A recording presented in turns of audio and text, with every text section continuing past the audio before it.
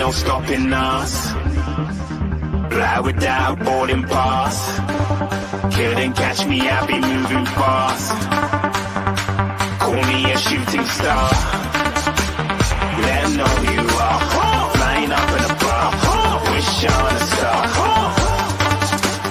Time to show 'em who's in charge. Call me a shooting star.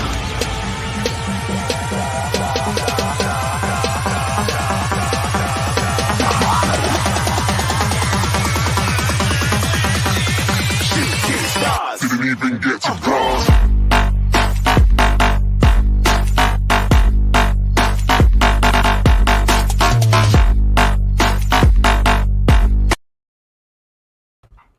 Hello and welcome to the Huddle Podcast. I am the El Presidente of the Pinfall Productions. My name is Josh Haney, and I am brought here with two of the best hosts in the world, my brothers.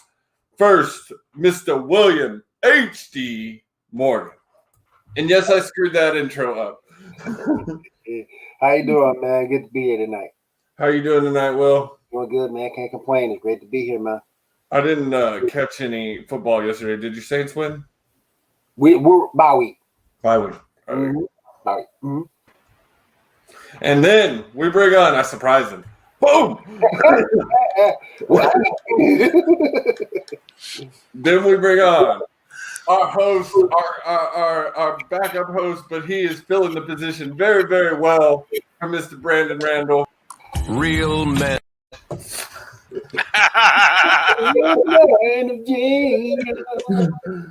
Mr. Tommy, how you doing tonight, sir? I'm doing pretty good, man. How are y'all? Doing pretty good, doing good. Chiefs pulled it off yesterday. Yeah, barely. But It was a different way of seeing them win. Great. yeah, it was a sloppy game. It was wet. It was dewy out there, so it was definitely sloppy. Oh yeah, most definitely. So we're going to dive right into it today, boys. What's the first game on the block? Houston at Tennessee. Oh, God. Why does this got to be first? Oh, man. I hate to say it. I know Josh don't want to hear this, but Derrick Henry took them boys to school. 212 rushing yards. Ryan Tannehill threw for 364. Yeah, Will Fuller, 123 receiving yards. Titans get it done 42-36 in overtime. They almost had them.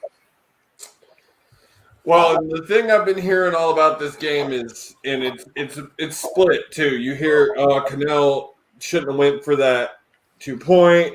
Oh, but it was a good thing that he went for it. I did not see the game, so I can't be a fair judge. But truly, on this one right here, I got to go with Cornell. I think he made the right decision. It was a little bit risky. He's just coming into that spot. He needed to take a chance or two. I don't think that at this point, with our record, you're going to hurt much. So take the chances. Get the wins if you can get them. It's only his second game as head coach. Yes, it's another loss, but he's interim. Like this season, it's already spiraling down the bowl. It's not going to be our season, but we can try and get something working that'll work good for next season when they bring in the true head coach. So, and on that note, I still got to go with my AFC South boys, and my grandfather is a giant Titans fan. They look good. They do. They look good, and I personally, I love seeing their quarterback every game just shove it in Jacksonville's face. Oh, you said I was no good? You said I was no good? Bob. And then, Bob, no, I'm going to hand it off to my truck, and he's going to plow through you. And that's about what Derrick Henry does. He's a man-child, man. I swear, dude. That dude is a beast. He's always in beast mode. Next up, you had the Cincinnati Bengals at the Indianapolis Colts. Indiana 31, Cincinnati 27. Phillip Rivers, 371 passing yards. You had Jonathan Taylor with 60 rushings and D. Higgs with 125 receiving. I seen like the tail end of this game, like when Phillip Rivers threw the touchdown pass over in the corner of the end zone. Is he QBing for Indy now? Yeah. Mm-hmm. He's still got a little bit left in him. I always liked Rivers. I always thought he was a really good quarterback. He was never going to do anything with the Chargers, unfortunately. They never really got him no help. I mean, it was always. It's the once same they thing. lost like Thomason and them, that was it. He never really got nobody after that. There was only so much he could do with what he had. It's the same thing we were saying the other day with that. Who was the QB? Was it Stafford? Yeah, it was Matthew Stafford in Detroit last week. Mm-hmm. He's the same thing. Like, they're probably elite level quarterbacks that just their teams never could get them the help they need, and they go one spot and another spot would be an issue. Like, it's the team that got no get right. Yeah. Right. I mean, there are certain teams in this league that just have no get right. The Bengals could be on that list. The Browns tend to be on that list a lot. If I'm not mistaken, don't Cincinnati only have one win this year? I think so. I think you're right. Yeah, they're like 1-5 or something like that. And they're not Atlanta. No, speaking of Atlanta, they're next. They get the win. What? Atlanta got a win? 40-23 over the Vikings. Matt Ryan for 371 yards. Kirk Cousins was terrible in that game. He He was terrible. He threw like 3 picks. And it's like he was just pathetic. And look, Justin Jefferson, he still had a great game despite Kirk Cousins. But Kirk Cousins is terrible. He's getting all that money. He is terrible. There's one real big negative to take away from this win for Atlanta. Russian leaders was Todd Gurley with 47. Wow. Okay. I said it once. I'll say it again. I'm out of the Todd Gurley business. Well, this is the thing about Atlanta. They've always been a very much a throw team. They are a throw first offense. Always have been. Matt Ryan has a cannon. So, but this is what shocks me about that game. This is a team that had not won a game until right now, but yet they blew this team out. Have you ever noticed? This is Atlanta's MO. They will lose, but every loss is always a high-scoring game. It's usually close, and every win is a blowout win. Yeah. I question Minnesota's game plan because when Minnesota's able to run the football and Kirk Cousins can work off that play action, got to be a little bit more feasible for him to be successful. When you're just counting on him just dropping back, just throwing it, no, that doesn't work. He was 2 of those interceptions. I don't understand who the heck he was throwing the football to. Right. I mean, terrible, man. Andy Madison, I thought he was going to have a big game in this game. Nope. He didn't do anything at all for Minnesota. When they're able to run the ball, work off play action, keep that defense off the field, that is when they're successful. But when they don't do anything off that play action and depend on Kirk Cousins to be your main focal point of offense, he's failed each and every time. Golly, that man is terrible. We've been saying it almost every show too. Julio Jones, get out of Atlanta. Yeah. Get out of there. And did you see the punk that he played on his team and the fans this week? At the end of the game, he limped off, was helped by a trainer being limped off, and then all of a sudden another trainer runs up and he stands up and starts walking and laughing. And I was just like, oh, you just like stabbed the heart of every fan.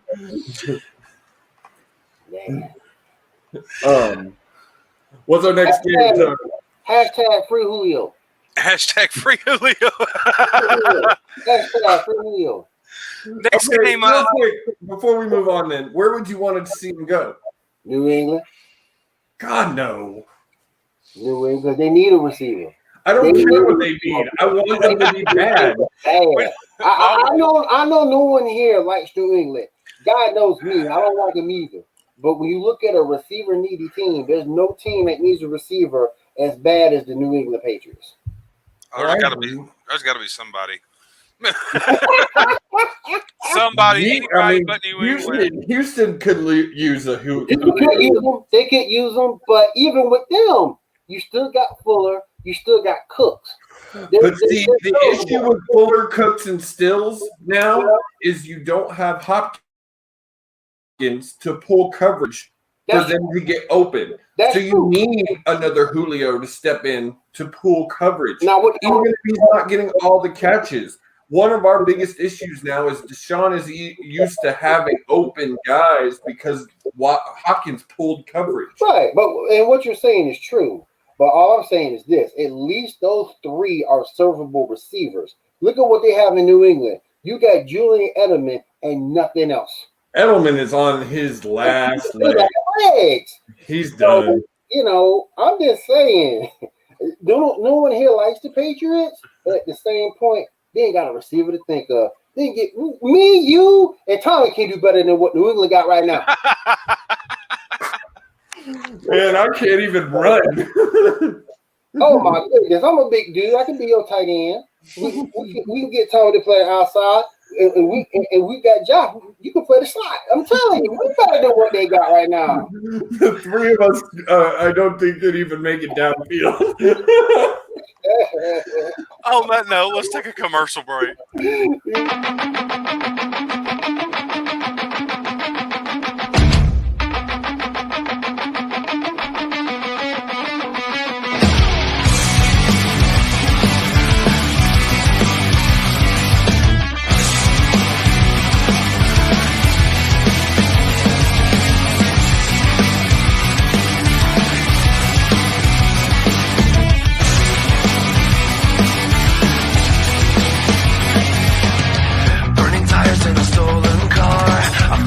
So bad outside the bar, heading out as far away I can. Heart is pounding, got the damn out of hand. Doing 90 through the city night. Nothing's ever gonna be alright. Life will never be what it was. Hands are shaking, 'cause now my future is crashing down on me.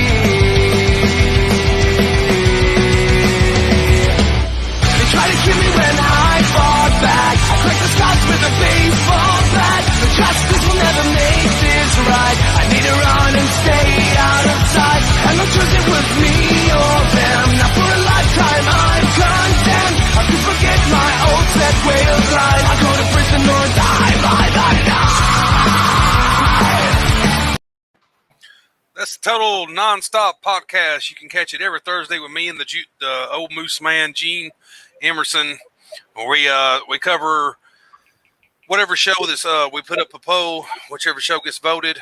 I have not put up a poll yet. I'll have one up tomorrow for everybody to decide what they want to cover this week. So, real quick before we move on, I just want to say, be sure to check out Paradigm Shift tomorrow night. We're doing another wrestler spotlight, and we're doing our first non-wrestler. It's going to be an awesome show because we have an awesome topic. Like Brock Lesnar. And I am here tonight as the representative for Brock Lesnar. I have never been not mad about someone's face being crudely posted over mine.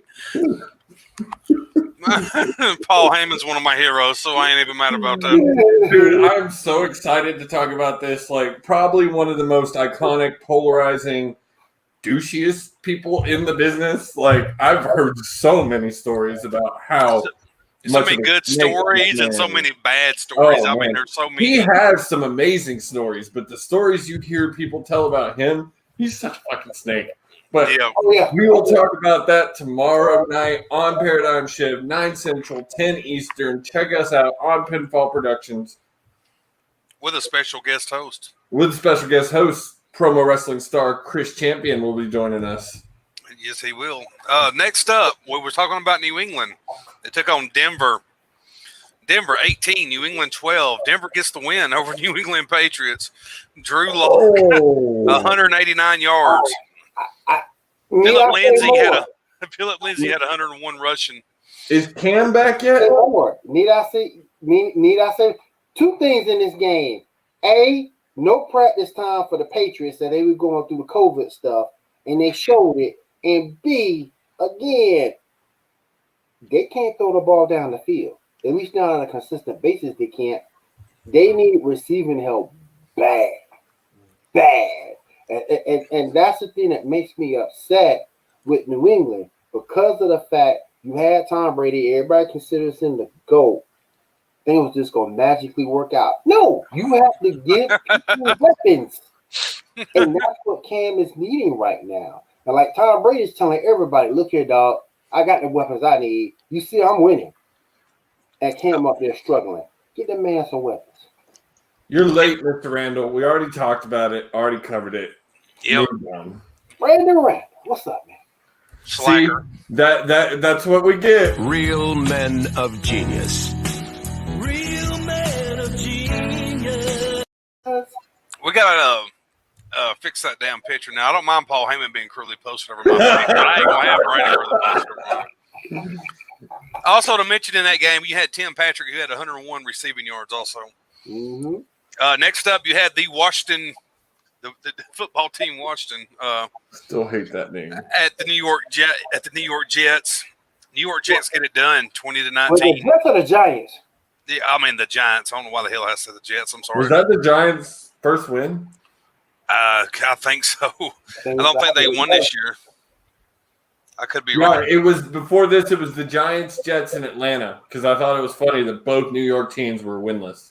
Allen had 280 passing yards in this game. That Russian leaders was Daniel Jones with 74. What is with this shitty Russian in the NFL this year? It's because they didn't have offseason. I guarantee you. Running back is the one of the positions that needs the most off-season training to really get a playbook down and the conditioning, and it's you can see it all over, but the run game is definitely struggling. Plus, you got Freeman for the Giants, who's just getting there. This is like his second or third week there, trying to figure things out, get things down. You probably won't see him really do anything of significance to maybe next week or the week after.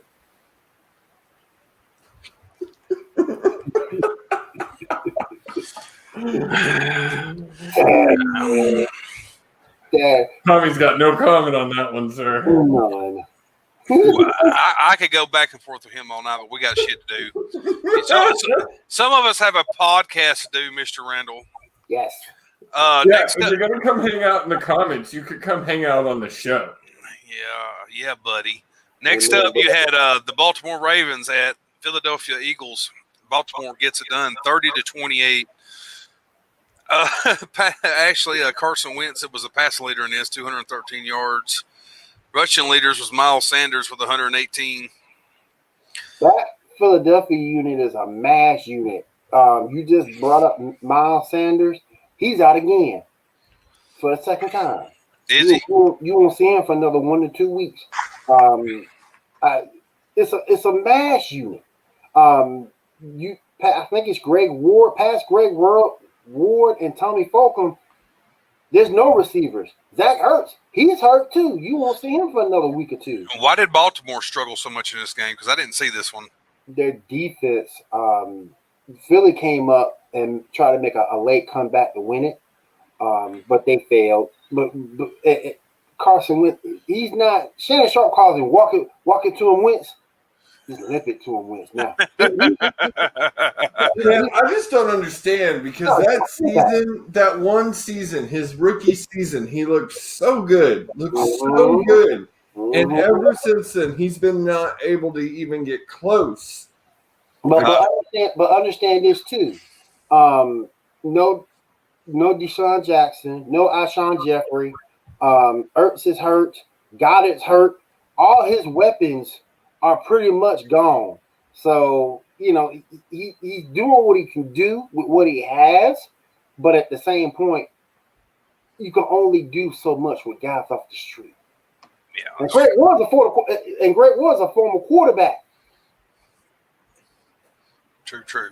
Next up, you had the Browns taking on the Steelers. Heartbreaking loss for the Browns, 38-7. Ben Roethlisberger had 162 yards. This is a heartbreaker for Cleveland after as good as Cleveland's been doing this year. I know Edward Lindsay is probably pretty tore out. Where he posted the other day and said, "I'm a Browns fan no matter what." This goes to show no matter what defense you play against, because Pittsburgh is a very good defense. Don't let anybody fool you and tell you they're not a very good defense. You don't get away from what you do best, and that's running the football. You want to run the football as much as you can to make things easier for Baker Mayfield. And Baker Mayfield had a bad game. He had a bad game, and you can't get away from running the football. You just can't. But you need to keep that defense off the field. You need to keep that Pittsburgh defense honest. And for some reason, they just got away from running. I don't know if it's because they got down. I don't know, but you don't give up. Well, and it's what's worked for them. You look at that Dallas game a couple of weeks ago, and they just plowed it through. And I knew that they didn't do something right because Hicks did not have the game he was been having in my family. Even if you don't get the desired result from that run game, you still do it because you have to keep that defense as honest as possible. And they got some playmakers on that defense. TJ Watt, Micah Fitzpatrick, they got some playmakers. Well, man. The other thing I will say here is if there's one thing that history has shown is you do not talk shit to Big Ben. Yeah. Big Ben takes shit talking to heart, man, and he will come out and he will trounce you. And he did. I saw some Cleveland players talking shit. All the Cleveland fans were talking shit. And so Big Ben went out there and does what Big Ben does, and he shut him up. Yeah, that's true. And then it make it so bad. You had a player who hasn't done anything all year in James Washington. All of a sudden, he shows up on the stat sheet because a lot of that stuff was going directly to him. A lot of that trash talk was going directly to him, and he shows up and plays well. James Conner's playing well too. Conner's showing when he's healthy, he can get the job done. Yeah, that's very true. We'll be right back.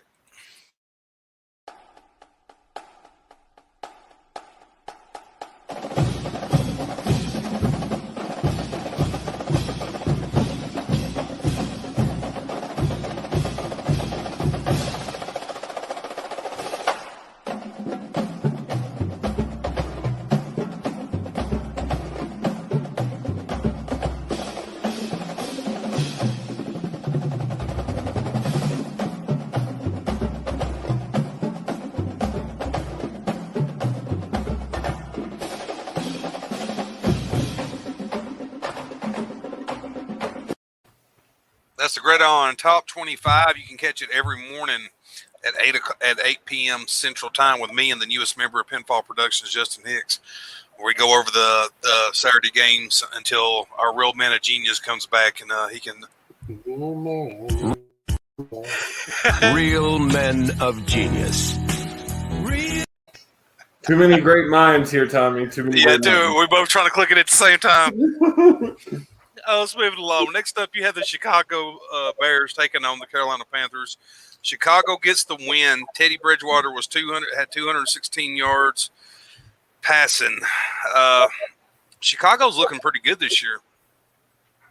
Nick Foles is helping that offense move along. Their defense seems to be surging again. They held Teddy Bridgewater under constant pressure. They're just doing a really good job. And they're not the flashiest on offense. David Montgomery is not the flashiest running back, but he does keep the chains moving when he gets the football. That's another team that also really needs another receiver to go on the other side. Yeah, there you go. Don't send him to there you go, Julio. Go to Carolina. That'd be a good fit for Julio. That'd be a great fit. If you put Julio on the Bears, Nick Foles is playing well. That run game will be energized. I wouldn't mind seeing that. Both teams would be good for Yeah. them. The Bears. This is my thing. Philly's got to feel stupid. Like you had Nick Foles did something that had never been done before in taking hold of a team, taking them undefeated to the Super Bowl. Yes, he didn't get it done. No, they did.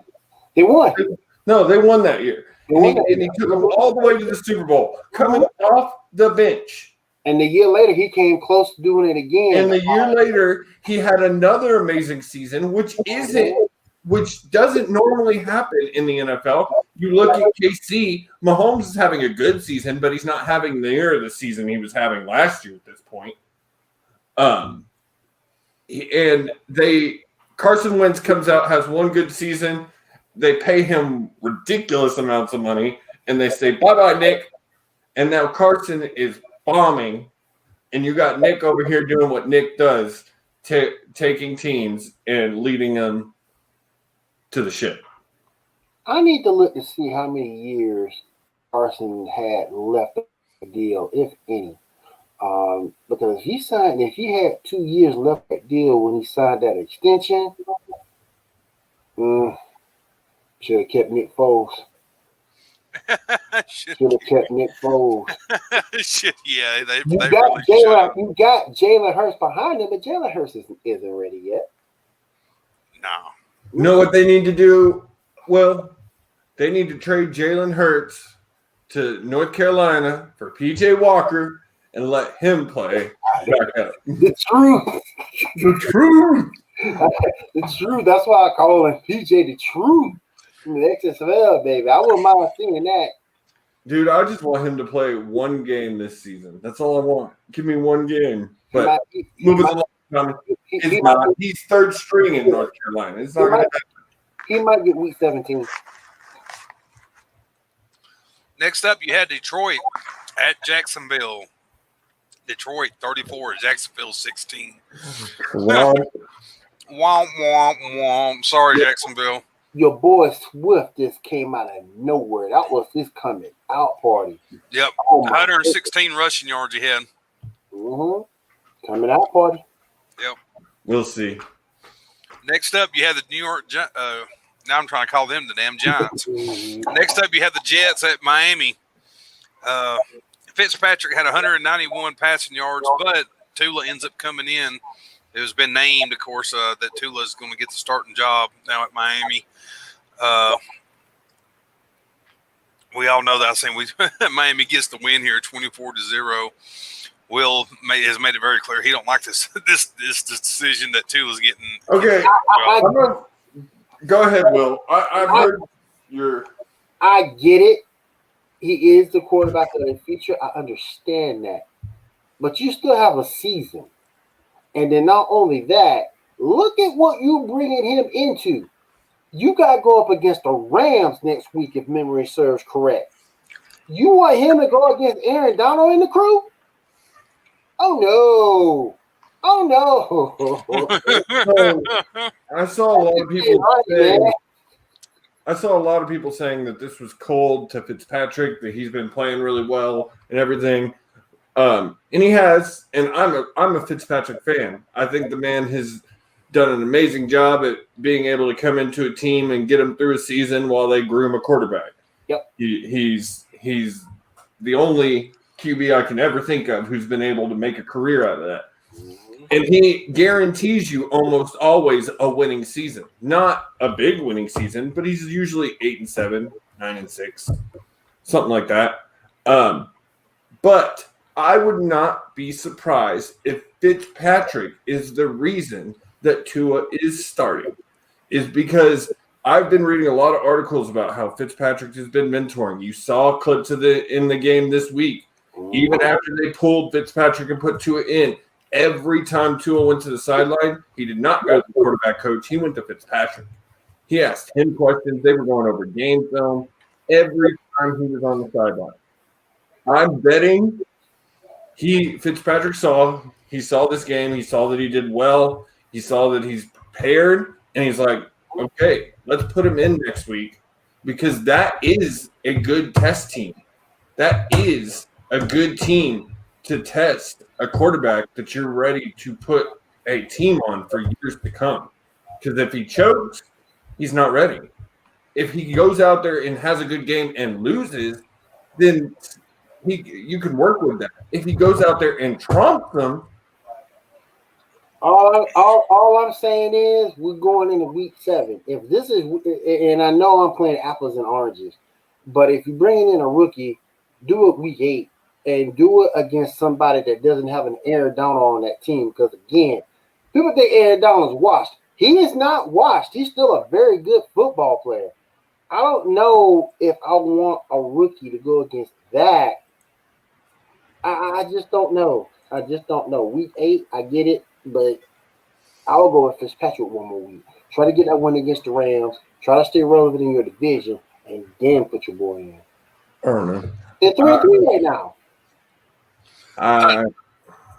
Next up, you had the Packers at Tampa Bay. Tampa Bay gets it done, 38-10.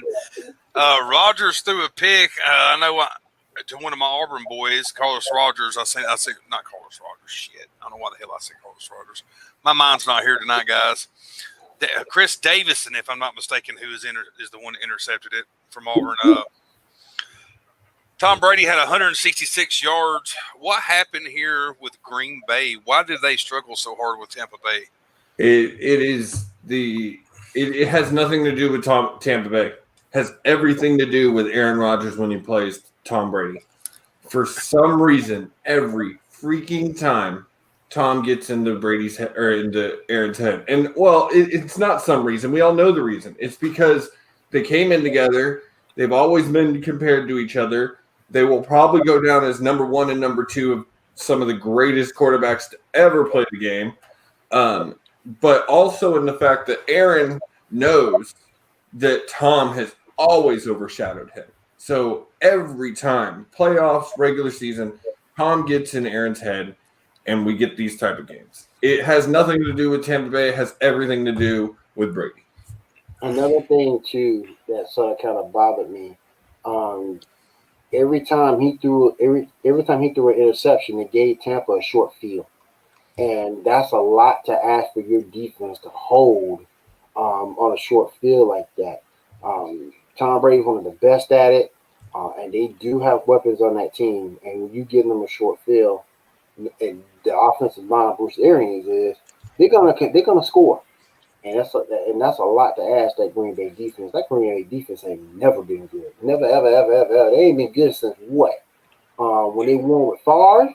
No. That last Aaron Rodgers team was the last time he had that went to the Super Bowl and won it. Was the last time he had a decent defense. And I think that really hurt them. When you give up a short field, your defense has to hold, at least hold them to a field goal, and they couldn't do it. Speaking of that game, Osco, Mr. Rob Kowalski had 78 receiving yards, which is a shocker because he did much all year. Next up, you had the Los Angeles Rams at San Francisco 49ers. San Francisco gets the win, 24-16. Or is that an 8? Nope, that's a 6. Okay, 24-16. It kind of blurred together there for a second on me. I watched this Los Angeles game. It was a decent game. San Francisco did not look themselves in this game at all. I mean, they looked real rough. The offense looked okay, but their defense definitely was not clicking for some reason at all. You had Jimmy threw for 268 yards in this. You had Mostert went out. Mostert got almost 100 yards, and then he got hurt. Then he went out. Deebo Samuel is back. He's carrying a lot of the offensive load from the receivers. And again, I've never been a fan of Jimmy G. Never, ever. If they can't run the ball, or if they can't get healthy on defense, 49ers gonna struggle. Yeah, they're not looking like the team of last year. Mm-hmm. I can tell you that. I don't know how deep they'll end up going into the playoffs, if they go very deep at all. So, let's see here. Go ahead, boss. Take a commercial break. Yeah, I was about to say we're going to take another break and we'll be right back.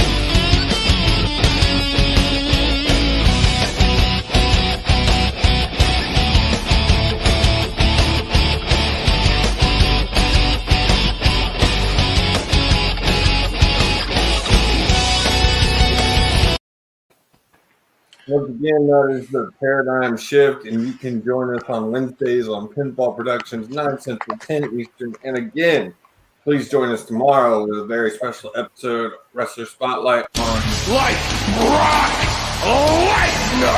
And I am here tonight as the representative for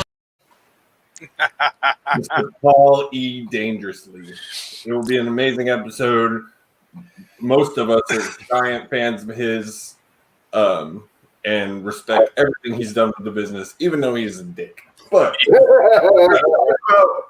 on. The good and the bad.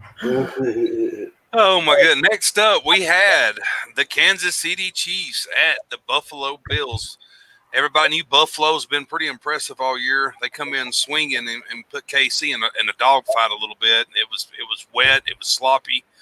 Patrick Mahomes threw for 225 yards. Also, a little side news note, Patrick Mahomes breaks Dan Marino's fastest player to ever throw for 90. But did we lose him? In this game.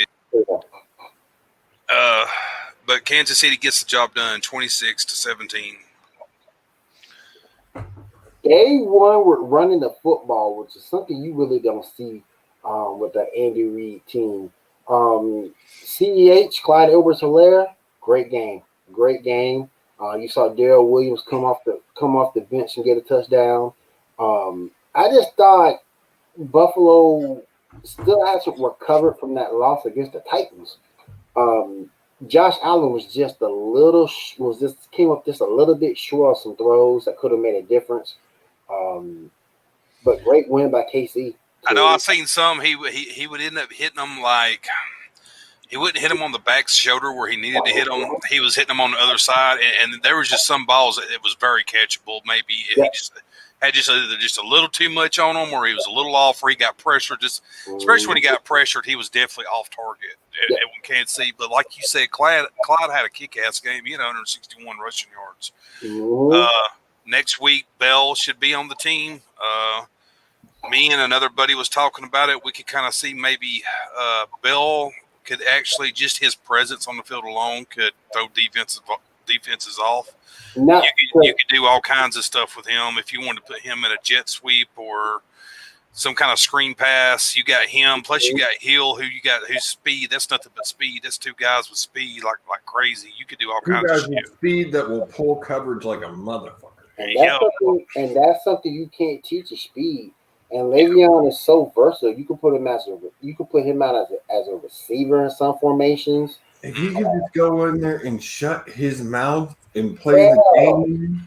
Yeah. And that's what I think he'll do, because now he has another chance at winning a ring versus good chance. Who have no chance. So I think he's going to be his best self and on his best behavior, because if you get that reputation of being a malcontent, another team's not going to pick you up. I don't think Mahomes would put up with it. Nope. He won't. And I guarantee you that man's got say, because they got a 10-year contract I guarantee you when they thought about signing, they went to him first. What do you think about bringing Bell in? And he probably said, "Tell him to keep his damn mouth shut." Why he said, I'm pretty sure that's probably how that conversation went. We're not going to listen to it. Give him 1 year. Give him 1 year. That's if he can act right, we'll give him another one. He getting the same deals as Sammy Watkins get. Yeah, 1 year deal, X amount of money. If you're on your best behavior, we'll bring you back. Maybe he'll behave. Like y'all saying, he's at a team now that's got a winning mentality. He's not at a struggling Jets team where no one gives a shit. They're just a bunch of guys there getting their paychecks, basically. We didn't even mention it. The Jets are now the only winless team in the NFL. Yeah, well, they are the Jets. Terrible. Gage is terrible. See, you up here talking about Bill O'Brien gone. Adam Gage should be next. Yeah. Well, I got my wish. I made that happen. Adam Gage should be next. That man, he's a terrible coach. Next up, you have the Arizona Cardinals, and them. As you see, I got right here. Well, look, they're in the corner. Them boys from Dallas. Boy, this was an ugly game for Dallas. Andy Dalton still had 266 passing yards, but he did have some interceptions, and he did have a little bit of a rough game. But I mean, let's be real. He's just now starting with them. So I was going to say he looked nervous. It's safe to say he was rusty. You can safe to say. He hasn't played in almost a year. Like it's different coming out of practice. Like you couldn't expect him to come out there and just destroy. Now that I'd expect him to get out of his defense, Ezekiel Elliott turned the ball over like 2 or 3 times. Was it twice? Was Ezekiel having butterfingers? Yep, he fumbled the ball a couple of times, so that wasn't all on Andy. So, and plus, Kyle Murray was on fire in that game. He looked really, really good. So, he definitely helped my fantasy. I can tell you that. And the problem with the Cowboys is still the same. That defense sucks. It's terrible. They burned them deep so many times. They don't have a potent offense to take up the slack for it, then there's nothing they can do about it. Like that's the thing about Dak is he can keep them in the game with a crappy defense.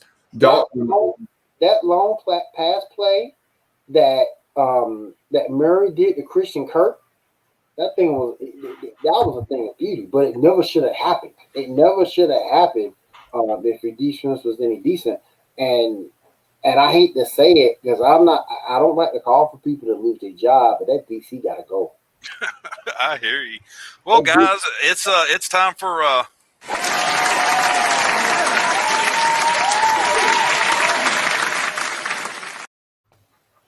the power rankings. I swear to God, if New England is on this power ranking, I quit. At number 10, the New England Patriots. Come out.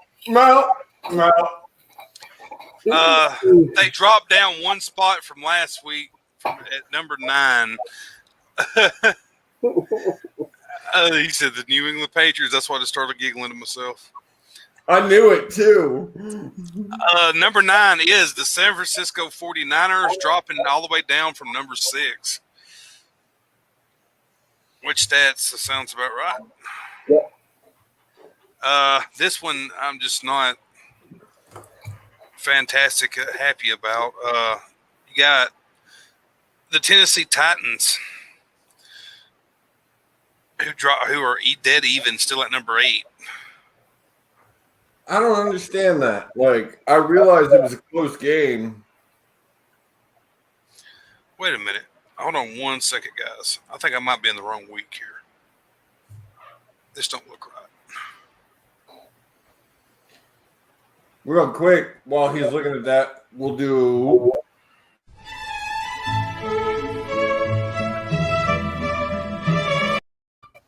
So this week in football history, I found 2 things as I was looking.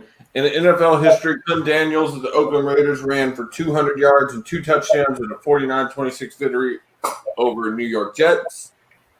The more impressive thing 1989, the Houston Cougars ran up a 1,021 yards against Southern Methodist University.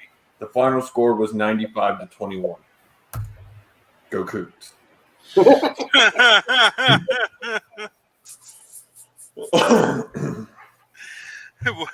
Say that again. Go Cougs.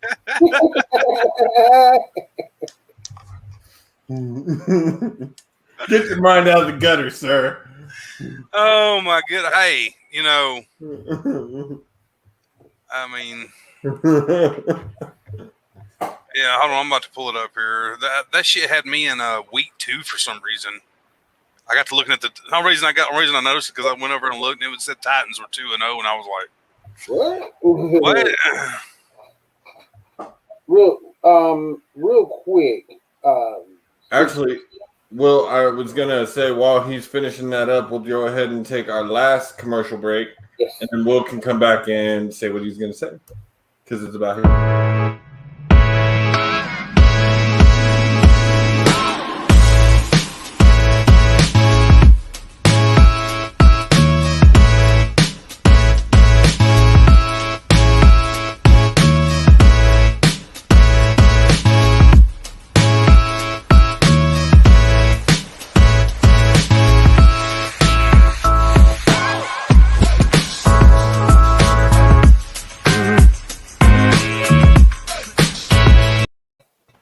And you can catch the Geek Gauntlet podcast right here on Pinfall Productions every Saturday night at 10 p.m. Eastern.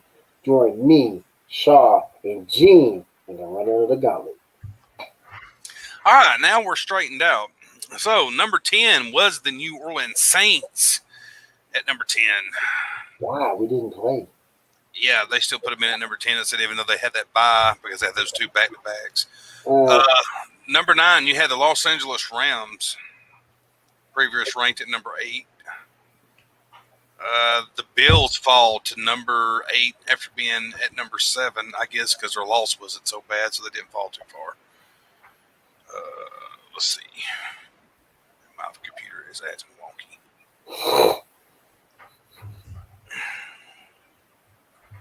Why did it take me all the way back down there?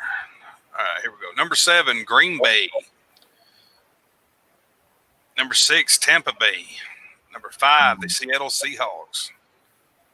Number 4, Baltimore Ravens. How is Seattle undefeated and they're at number 5, and Baltimore's got a loss and they're at number 4? Ooh. Tennessee Titans 5-0 at number 3. Number 2, the Pittsburgh Steelers. They're moving on up. And number 1, of course, KC Nation. You can make an argument. You can make an argument for the Steelers being the most complete team in the league. Well, offense, they have the defense, they have the special teams. We could make an argument for them to be the most complete team in the league. They have all 3 facets of it down. For all of KC's hype, yes, they have a good offense. Yes, the special teams is good. The defense is suspect. Pittsburgh, you can make an argument that they're the most complete team right now. We'll see coming up as they play Tennessee. I mean, this is one thing I noticed, and we've been talking about this a lot, is seeing like quarterbacks of old. Big Ben this week looked like Big Ben from a couple of years ago. Like, he looked good.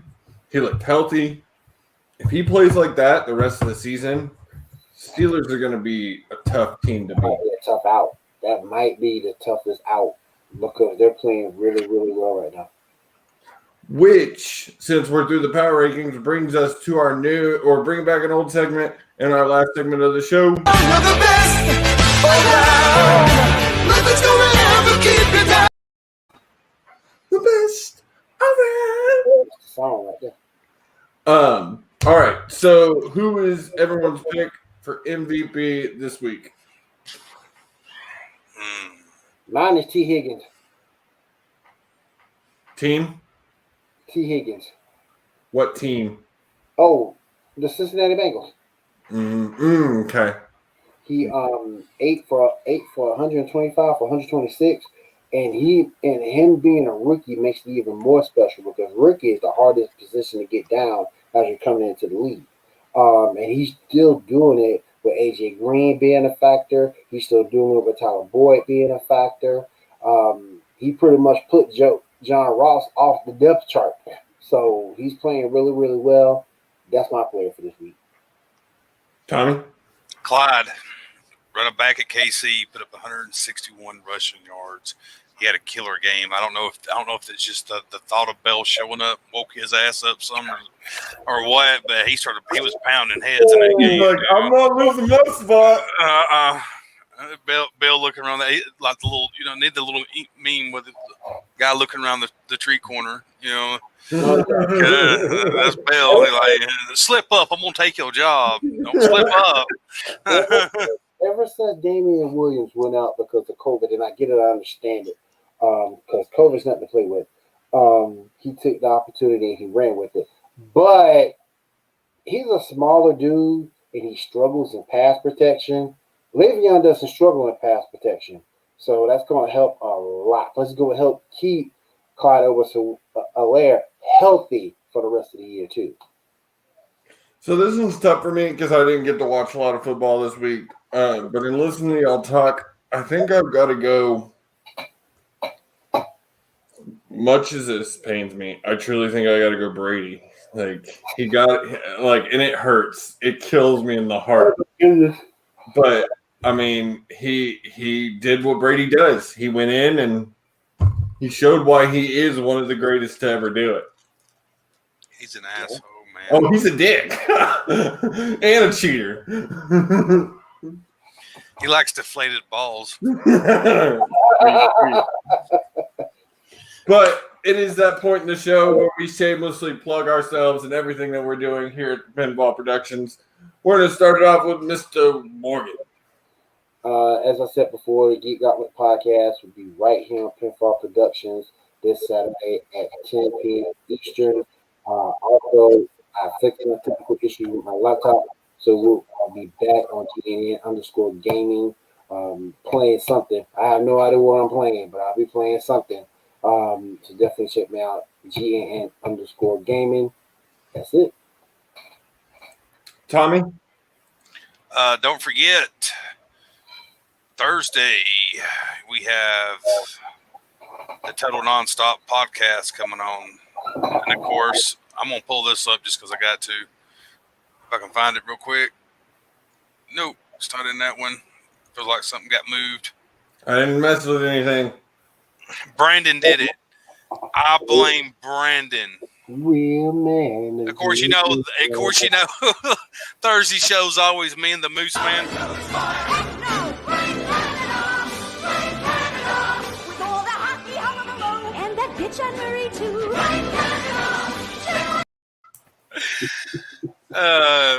I'll have a poll up later on tonight. We'll vote on to see what everybody wants to finish talking about, whether it be Raw, NXT, AEW, whatever the case may be.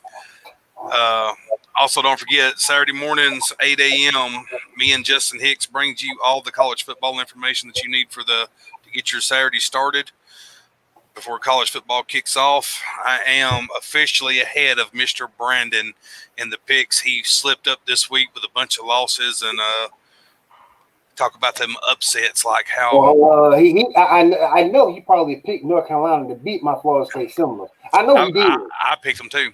They got everybody. They did, man. They fooled everybody. I thought North Carolina might end up making a big run, but the way they looked against that in that game, that was ugly shit. After looking that bad against Georgia Tech when the season started, they might be coming into their own. Yeah, it's going to be interesting. We'll have week of the game and their upset picks and everything. So, go ahead, Mr. Boss. Well, like I said, you can catch Paradigm Shift here on Pinfall Productions and on our YouTube page and on Total Nonstop YouTube page. Also, be on the lookout. We have some new shows coming down the pipeline. A Sons of Anarchy rewatch and watch along is coming down very shortly. Hope to be launching that in the next couple of weeks. As well as I have some big news. So here very shortly, at least Paradigm Shift will be streaming in Generational Wrestling Society. We're very excited about this partnership with them. We also want to say thank you to WPG, the Sports Report, and everybody who lets us stream in their pages. We greatly appreciate it. And like I said, don't miss tomorrow. Like Brock Lesnar. And I am here tonight as the representative. When we will be talking about the one and only Paul Heyman. It is going to be an amazing show. I'm super excited about it. I love these spotlight shows. They're really a lot of fun. I've already got the fantasy question written down, which is freaking amazing. Whoa. Whoa, that means he actually really put some thought into this one. I was like, boom! He put some thought in this. Oh, Lord. But Oh, my goodness. we thank you guys for joining us tonight. We thank y'all for being a part of Pinfall Productions. Please like and follow us on Facebook. Like and follow, subscribe on YouTube. Go check us out on Anchor. Support the Building Fund on Anchor. And then also 5-star review on Apple Podcasts.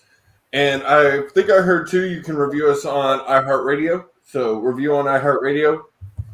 And check us out wherever you can get your podcast. Thank y'all guys for joining, and y'all have an awesome night. We'll see y'all next week for week 7. It's coming down to it, guys. It's almost over. Deuces.